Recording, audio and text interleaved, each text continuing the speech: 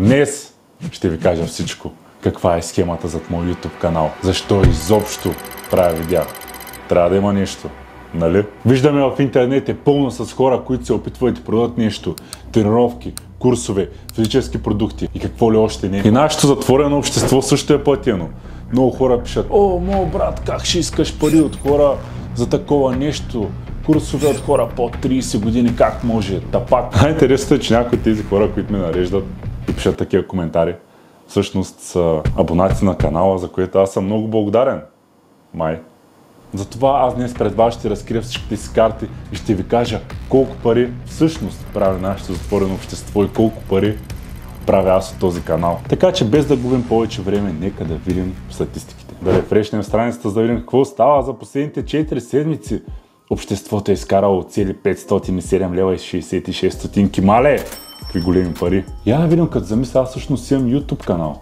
Да видим какво става там. Колко пари прави YouTube канал с 8200 сабскрайбъра за последната година. Качил съм за една година 6400 сабскрайбъра и съм направил 425 лева за една година. Даже не искам да ги разбивам на месец, да колко са, защото... След като видяхте какви милиони аз правя от обществото и от YouTube канала, не казвам, че са малко, 500 и нещо лева на месец не са никак малко, но това, разбира се, в последните месеци на обществото, първите месеци бяха по 200-300 лева, докато се съберат малко повече хора вътре. Обаче истината е една: на мен това общество ми отнема много повече време и ресурси, отколкото аз реално печеля от него. Да запиша един курс за Discord, защото всеки курс е структуриран точка по точка, отнема време за да се запише, да се снима, да се едитне. Това струва време и пари. Същото и в YouTube. Инвестицията за този канал е много по-голяма, отколкото канала ми е извадил за обработка на едно видео.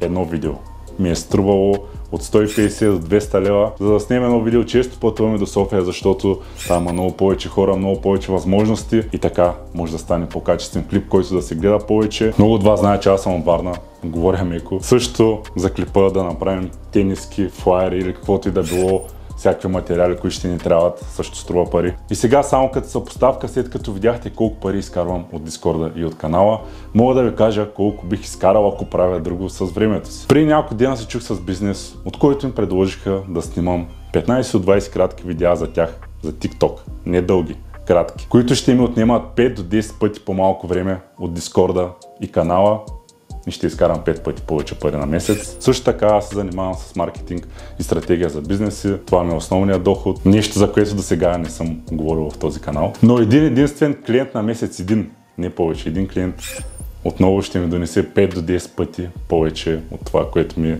докарва канала и Дискорда, взети заедно. И както ви казах, това са всичките ми карти разкрити.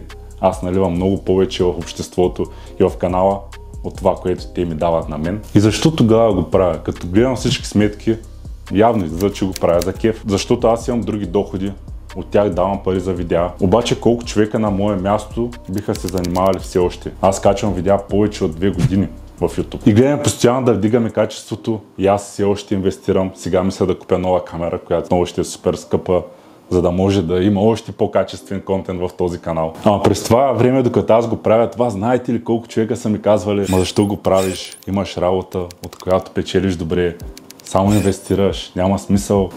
Даже и майка ми, баща ми, родителите ми, те не го разбират. Знам, че винаги ще има хейт коментари, но това видео е за хората, които искат да се замислят. Наистина ли аз само скамвам и лъжа с Дискорда, за да изкарам пари? Наистина ли тези 40 или 50 човека, които са вътре, плащат просто и така и не виждат никаква стойност? Наистина ли това, което ние казваме, не работи? Въпреки хейта и хората, които се съмняват, за мен е важно, че има хора, които искат да се подобряват и наистина се замислят. Примерно аз през 2025 съм решил много повече да промотирам заговарянето на живо пред писането на чат, като става въпрос за запознанства с непознати мацки, защото вярвам от дъното на душата си, че това е най-прекия път да се отличиш от конкуренцията и да стигнеш до яките мацки. Защото ако пишеш на някоя, на която много хора пишат, шансът да се отличиш е много малък, има много конкуренция.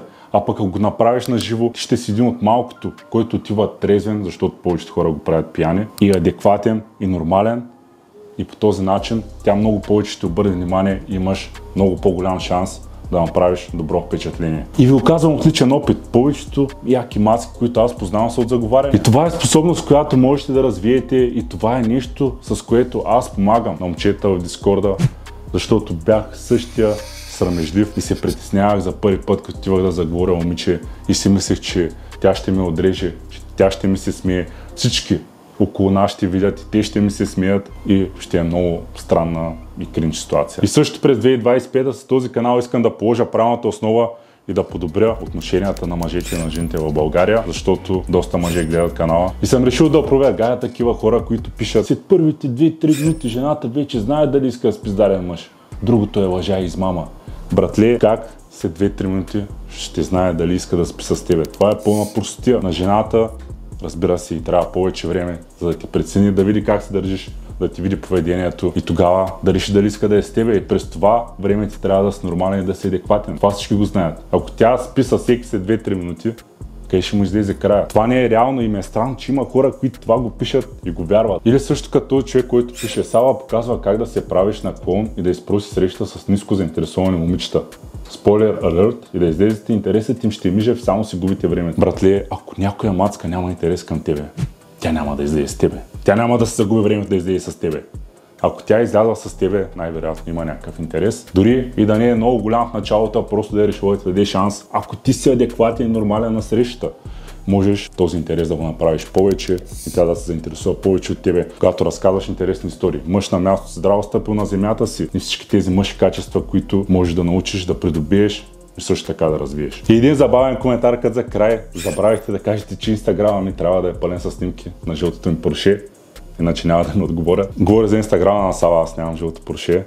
Но този човек, ние го насочихме, може да гледа предния клип за писане, в който, когато Сава пишеше, нямаше жълто Порше, я караше Хонда, и момичетата пак му отговаряха и пак излизаха с него. Така че, моля ви, нека да не пишем глупости. И понеже каналът се разраства, иска да има едно такова по-открито видео, в което аз ще кажа няколко неща и целта ми е, разбира се, с това съдържание, което правя в България, да има по-здравословни връзки и да има по-добро отношение на мъжете към жените и на жените към мъжете, разбира се, и да се получават по-здрави взаимоотношения. И за това ще говоря тук. Така че на който му е харесало, може да се абонира. Който иска допълнителна информация, само който иска, не е задължително, може да цъкне линкът в описанието. Той е за нашата затворена общност, където говоря малко по-задълбочено за тези теми, защото в YouTube аудиторията е малко по-широка, ми говоря малко по-общи неща. Но в Дискорда задълбаваме. Който му е интересно, може да влезе и да стане по-добър с жените още утре.